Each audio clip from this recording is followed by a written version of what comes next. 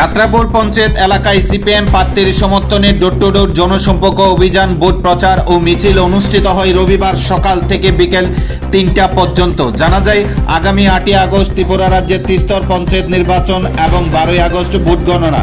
সেই দিকে লক্ষ্য রেখে সিপাহীজলা জেলায় ত্রিস্তর পঞ্চায়েত নির্বাচনে সিপিএম মনোনীত প্রার্থীদের বিপুল ভোটে জয়যুক্ত করার লক্ষ্যে রবিবার সকাল থেকে বিকেল ৩টে পর্যন্ত প্রত্যেক বাড়ি বাড়ি ভোট প্রচার, মিছিল ও জনসম্পর্ক অভিযান করা হয়। এদিনের এই ভোট প্রচার জনসম্পর্ক অভিযানে যাত্রাপুর পঞ্চায়েত এলাকার সিপিএম কর্মী সমর্থকদের উপস্থিতি ছিল লক্ষণীয়। প্রত্যেক বাড়ি বাড়ি জনসম্পর্ক অভিযানে আগামী ৮ই আগস্ট ত্রিস্তর পঞ্চায়েত নির্বাচনে সিপাহীজলা জেলা পরিষদে সিপিএম মনোনীত প্রার্থীদের বিপুল ভোটে জয়যুক্ত করার লক্ষ্যে এদিনের এই মিছিলে আওয়াজ তোলেন কর্মী সমর্থকরা।